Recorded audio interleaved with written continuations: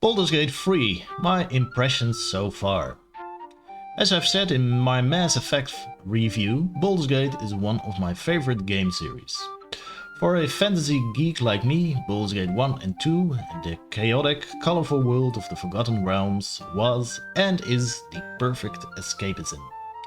So when I heard the news 2 years back ago that Baldur's Gate 3 was in the works, I squealed like a little girl on Christmas morning. Especially when I heard as well that it was no other than Larian Studios who would be putting out this game. As every RPG fan knows, Larian Studios is well known for the great Divinity Original Sin and the even better Divinity Original Sin 2. The sequel, which came out in 2017, is probably one of the best isometric RPGs ever released. So I have great trust that Baldur's Gate 3 is in safe hands and will turn out to be a great game. The Early Access edition came out in November of 2020 and I've been playing this for the last month. So while this can't be a full review yet, in this video I will give an overview of my impressions, what I like and dislike about the game, and of course some general info. Story and setting. I will try to stay away from too many spoilers, but here's the gist of it. From what I've seen on my playthrough, the game takes place in the Sword Coast just as with the original.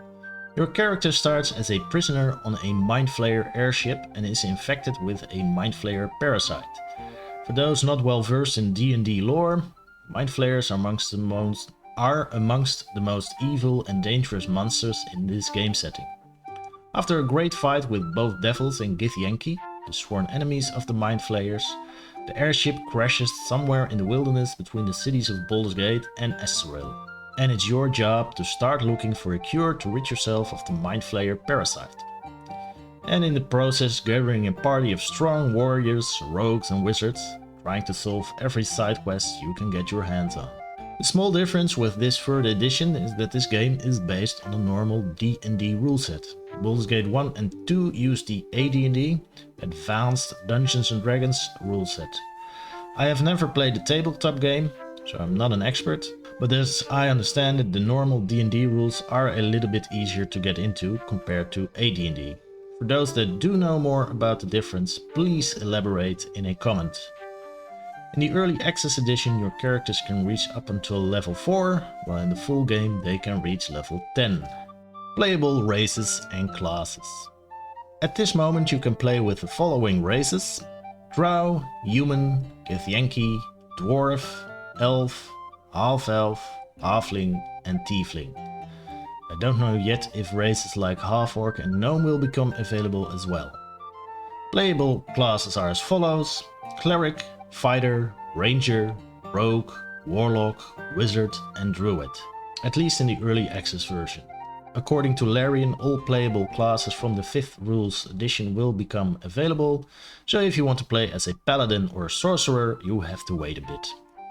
Gameplay. This is a typical isometric RPG, so if you played games like Divinity Original Sin, Pillars of Eternity or the original Baldur's Gate, most of the game mechanics shouldn't come as a surprise.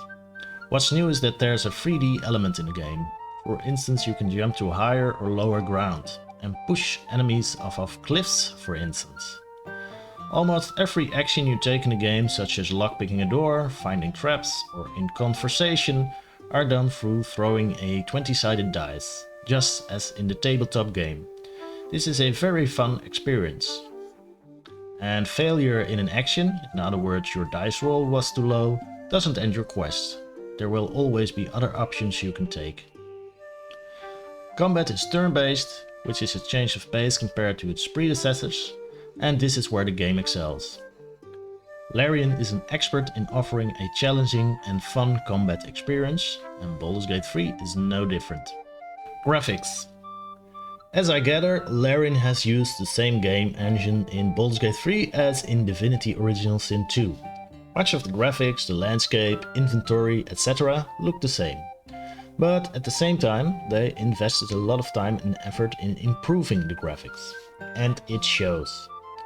The intro is one of the best and overwhelming I have seen in a long time. It reminded me of a Marvel movie. For most isometric RPGs, the focus is more on gameplay.